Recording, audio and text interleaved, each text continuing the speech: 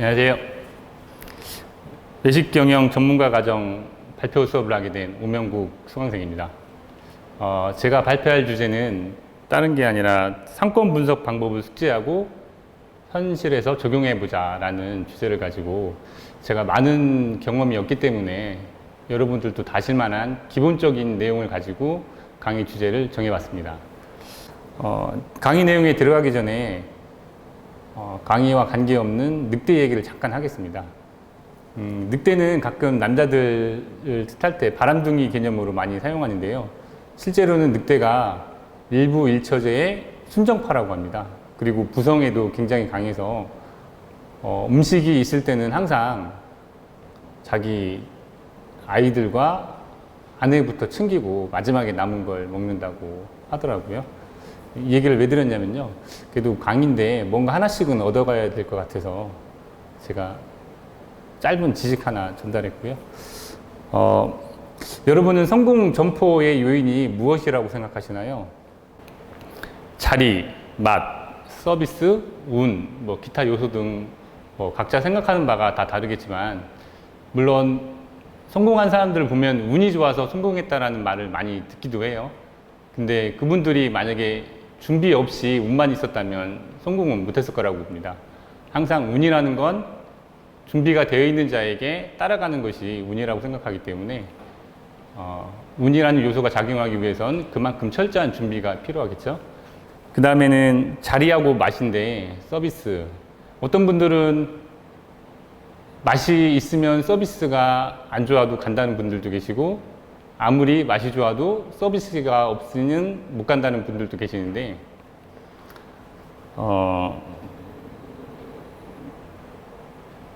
그 밑에 이렇게 보면 이제 맛집의 존재 조건을 제가 한번 달아봤는데요. 맛집으로 성공하기 위해서는 정말 맛있어야만 되는 것인지 아니면 서비스와 함께 겸해야 되는 건지 그도 아니면 자리, 정말 자리가 좋아야만 맛집으로 성공할 수 있는 것인지 물론 이 세 가지가 복합되면 참 좋겠지만 제가 생각하기에는 맛집의 존재 조건은 내 건물이 아닌가 싶습니다. 맛집으로 소문이 났는데 2년 뒤에 건물주가 자기가 한번 해보겠다고 나가라고 하는 경우가 있었죠. 그래서 제가 다녀본 맛집은 대부분 인테리어가 깔끔하다거나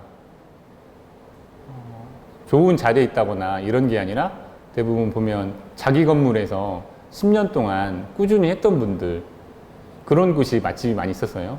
건물도 낡고 허름하고 내부 인테리어도 10년 전 그대로 쓰는 경우가. 그래서 제가 생각하기에는 맞는 건 아니겠지만 제 생각에는 맛도 맛이지만 한 곳에서 꾸준히 10년 동안 하다 보니까 맛집으로 소문난 것이 아닌가. 최근에 맛집으로 소문난 경우에는 소셜 네트워크를 통해서 광고나 홍보를 통해서 맛집으로 소문난 경우가 많이 있죠. 그러니까 이 두 가지가 가장 많은 것 같은데요. 내 건물에서 한다면 다른 요인들보다는 확실히 맛집으로 소문날 요소가 많지 않나. 생각을 바꾸면 길이 보인다고 하죠. 저희가 늘상 하던 대로 하면 다른 방법이 안 보일 수 있지만 그동안에 생각했던 것과 다르게 생각을 바꿔보면 기존에는 은행 같은 경우에 보면 대부분 1층에서 자리하고 있었죠. 근데 어느 순간 은행들이 1층에는 ATM기만 남겨놓고 다 2층으로 올라가게 됐습니다. 임대료가 부담스러워서 그런 것도 있겠지만 굳이 은행은 1층에 안 있어도 손님들이 찾아오는 매장이기 때문에 굳이 1층에 있어야 될 필요가 없었던 것이죠. 마찬가지로 홍콩 짬뽕 같은 경우에 이제 짜장면하고 짬뽕, 탕수육 이 세 가지만 특별화해서 소비자층을 젊은층에 맞추다 보니까 굳이 1층에서 장사를 할 필요가 없는 거죠. 임대료도 훨씬 싼 2층으로 올라가게 되면 그만큼 남는 금액도 있을 것이고 권리금이랄지 보증금 이런 부분들이 많은 축소가 되니까 그런 혜택을 바라고 2층으로 올라가게 되는데 여러분들도 점포를 찾을 때 굳이 1층에 있어야만 되는 점포가 아니라면 생각을 바꿔서 2층으로 올라가셔서 어차피 내가 매장을 한다는 것은 손님들이 찾아오게끔 하는, 손님들이 찾아오고 싶은 매장을 만들어야지 1층에 있어서 지나가다가 스쳐 들어가기 쉬우니까 들어오는 매장, 이런 매장은 원하지 않으실 거예요.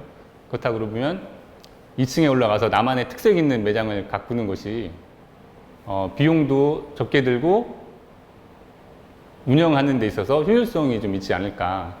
왜냐하면 요즘에는 대부분 건물, 신축 건물 같은 경우에는 1층을 많이 쪼개더라고요.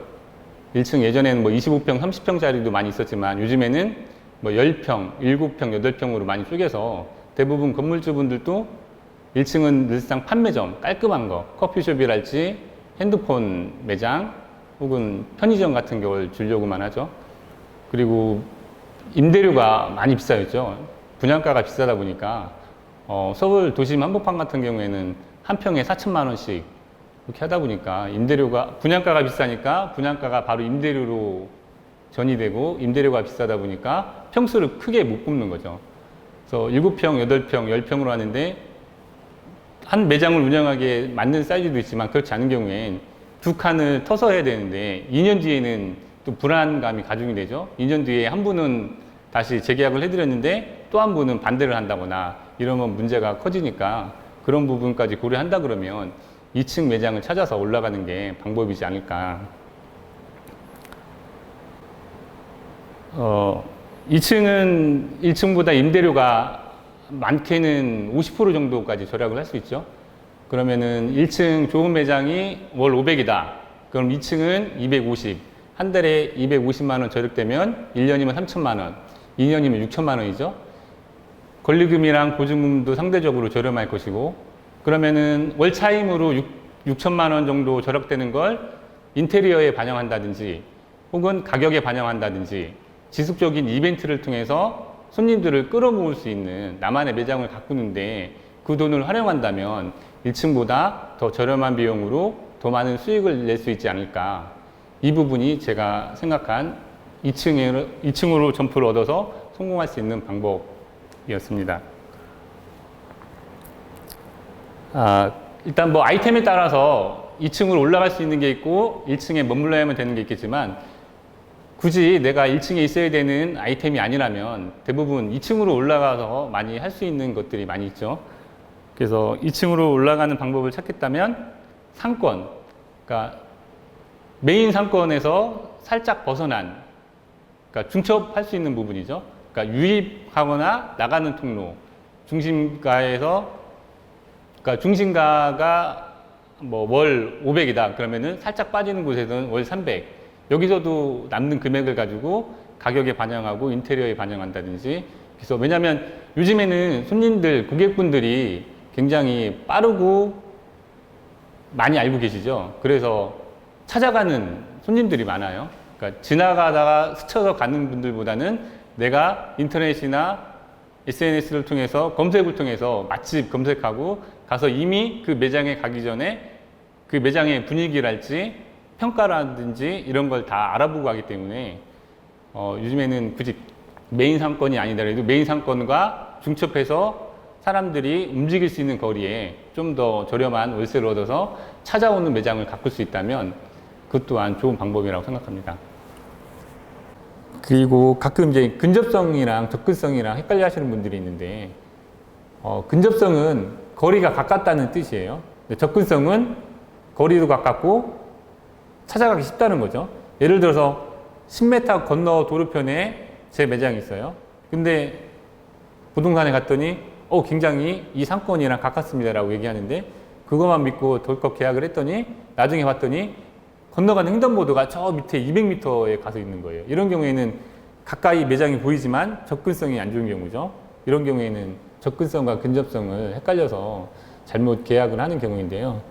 다들 아시겠지만 그래도 한번 이런 부분은 좀 유의해서 점포를 구하실 때 체크를 하셨으면 좋겠습니다. 그리고 권리금에도 이렇게 세 가지 부분이 있는데요. 다들 아시겠지만 영업이익에 따른 권리금, 시설에 대한 권리금, 그리고 흔히 말하는 바닥 권리금, 기본 권리금인데요. 내가 그 점포를 인수받아서 동일 업종을 할 것이 아니라면 우리는 시설이랄지 사용할 수 있는 시설, 에어컨이랄지 뭐 냉장고를 쓴다 그러면 냉장고에 해당하는 비용, 그리고 기본 바닥 권리금만 받으면 되는데 가끔 영업 권리금을 요구하시는 분이 계시죠. 저희하고는 다른 업종임에도 불구하고 그런 부분은 고려할 대상이 아니니까 그 부분도 좀 참고해서 좋은 매장을 얻을 수 있었으면 좋겠습니다. 그리고 요즘에는 예전에는 점심 장사, 저녁 장사, 그리고 약간 같은 개념이지만 밥 장사, 술 장사. 예전에는 칼국수집이 많이들 칼국수만 판매하기도 했는데 요즘에는 경기가 불황이다 보니까 똑같이 한 달에 월 250만 원의 임대료를 내면서 점심 장사만 한다거나 혹은 저녁 장사만 하기에는 경기가 많이 안 좋아져서 요즘에는 똑같은 임대료를 낸다 그러면 점심과 저녁을 아우를 수 있는 아이템을 많이들 고르시죠. 그래서 여러분도 보시면 예전엔 칼국수만 했는데 요즘에는 칼국수에 보쌈까지 판매해서 저녁 매출도 좀 신장할 수 있는 여러 가지 노력들을 많이 하시더라고요. 그래서 이왕 여러분들도 장사를 하신다는 건 돈을 벌기 위해서 하시는 건데 그렇게 접목할 수 있는 아이템들은 접목해서 점심과 저녁, 그다음에 밥과 술을 함께 어우를 수 있는 그런 아이템으로 매장을 선정해서 들어간다면 더 많은 수익을 창출할 수 있지 않을까 생각해 봅니다.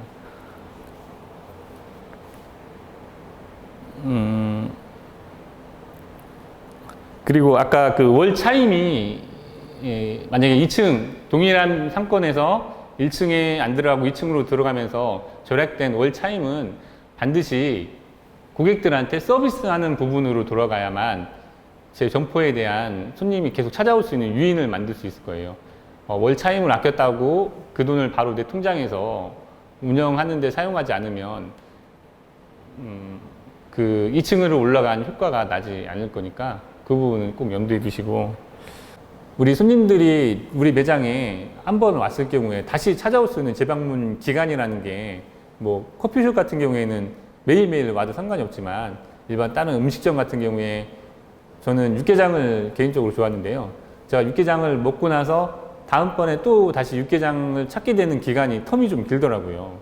근데 이벤트나 광고 전단지를 했다 그래서 찾아가는 기간이 바로바로 나타나지 않으니까 그런 거 했을 때는 좀 한 3개월 정도 지속적으로 꾸준히 하시는 게 좋을 것 같습니다. 저의 발표는 이상 여기까지로 마치도록 하겠습니다. 고맙습니다.